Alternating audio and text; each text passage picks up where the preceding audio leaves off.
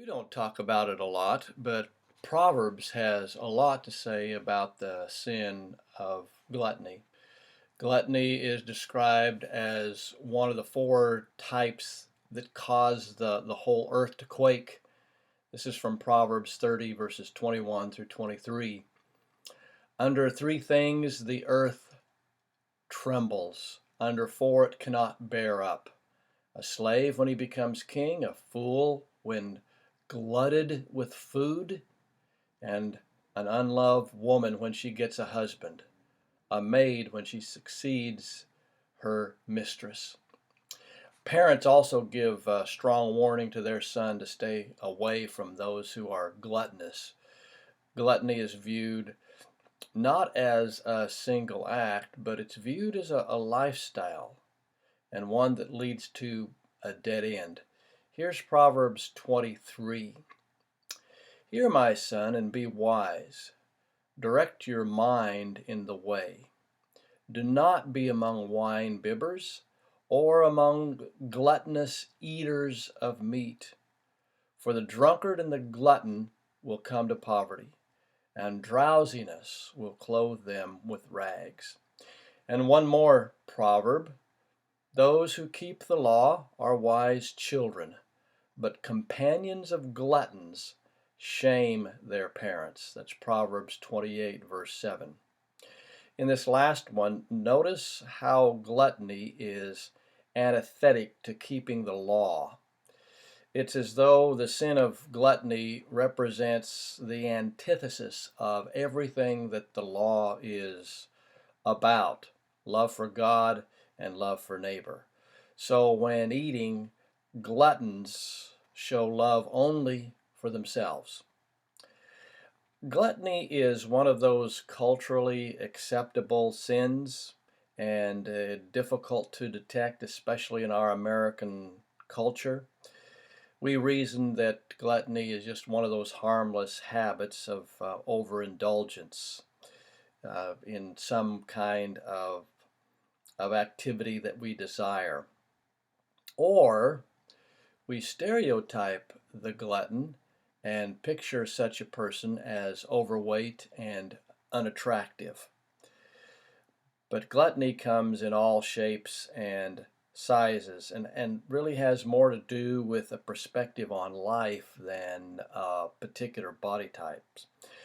So gluttons can be dieters, and they can be addicts to health food, even though they may not eat all that much, or they may eat all kinds of fruits and vegetables. That does not mean that the person is a glutton. A glutton is one who thinks about food a lot. And gluttony manifests itself in culturally acceptable ways. In our culture, we don't have any tolerance for the drug addict. However, it is culturally acceptable in our society to take medications at the first sign of a headache coming on, or with the first indication that we are going to experience some pain or some discomfort. We start popping pills. And we take pills even for the most minor and sometimes imaginary ailments. This overdependence on pain pills and medications, I would say, is an act of gluttony, just as the overuse of alcohol, about which Proverbs also has a lot to say.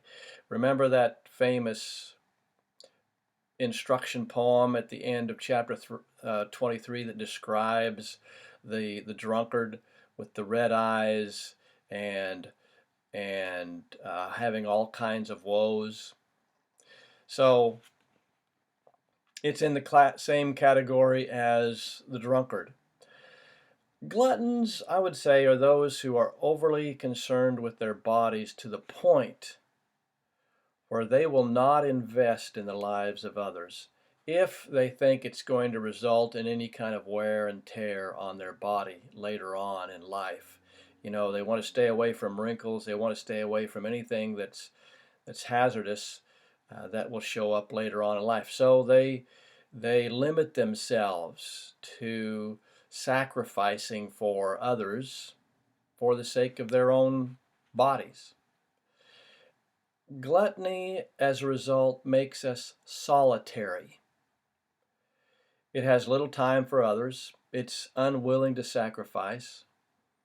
I like what Norman Wiersbe says about this. He says gluttony reflects an inordinate and an inappropriate desire for food, a desire that is focused on self-satisfaction rather than sharing and communal celebration. Uh, he continues to expand this idea of gluttony and its domain and says this: the sin of gluttony is not confined to individual persons. It is possible for a whole culture to become gluttonous in aspirations and manners, and in so doing deprive many of the world's people of food and nurture they need. And so here is another indication of the effect of sin on a community. A community is one that is shaped by sin as well as shaped by virtues. And it's amazing to me today that as many people are dying in the world from starvation as they are from obesity. What does that say about our obsession with food? We hoard, and in hoarding, other people starve. We are starving others at the same time we are killing ourselves. In the end, gluttony is a disrespect for food, which ends up being a disrespect for the goodness of all creation.